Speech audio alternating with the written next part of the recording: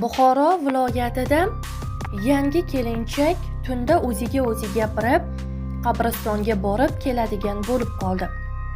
Bu holatni ko'rgan eri va qaynonasi kelinni uyga qamab qo'yishdi. Biroz vaqt o'tib, qabristonga bora olmagan kelin og'irlashib yotib qoldi. Tunda alahsirab baqirib yig'laydigan bo'lib qoldi. Bir kun kuyov kelin yotgan eshikni ochib qo'yib, kechqurun ortidan kuzatib qabristonga bordi.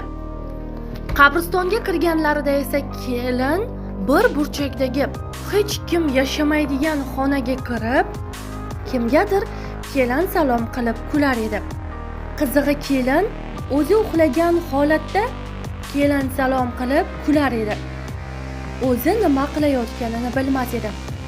Kuyov kelinni uyg'otmaslik kerakligini, agar qabristonga bir o'zi kelganini bilsa, qo'rqib, yuragi yorilishi mumkinligini angladi va kelin o'zi uyga qaytishini kutdi.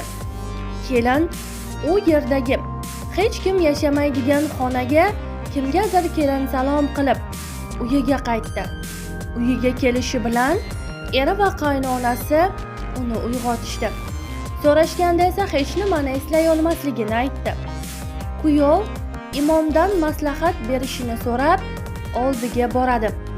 Imom yaxshi bir solih do'sti borligini, u shunaqa nazarlanib qolganlarni Qur'on orqali davolashini aytdi. Imomning do'sti kelib, kelinga Qur'on o'qib berishni boshladi. Birinchi oyatlarni o'qiganida u qattiq tortindi va "Men u bilan qolaman, ketmayman" deb baqirib boshladi.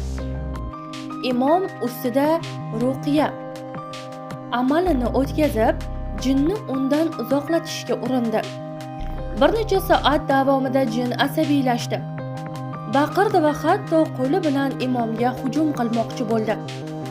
Ammo bir necha duolardan keyin u og'zidagi so'zlarini o'zgartirdi. "Meni ketkazmang, men uni sevaman." Birozdan so'ng u boshini qattiq qisib olib, qattiq baqirdi va bo'lgan voqeani aytib berdi. "Men hammomda va hojatxonada yashardim. Bu kelin na hammomga kirganda, na hojatxonada duo o'qir edi. Shu sabab men uni ko'rib turardim. Duo o'qilsa biz ko'rmaymiz, ko'r bo'lib qolamiz va ta'sir o'tkaza olmaymiz. Lekin bu qiz duo o'qimasdi va men uni sevib qoldim. Endi esa men uni o'zimniki qilmoqchi edim." Imom unga ma'ruza qilib, Alloh jinlarga ham islom dinini buyurganini tushuntirdi.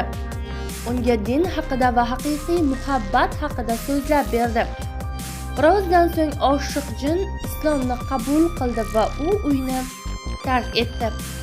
Kelinchak esa shu kundan boshlab hech qachon uyga, hammomga yoki hojatxonaga duosiz kirmaydigan bo'ldi. Hammom va hojatxonalar jinlar uchun yashirin joylardan biri hisoblanadi.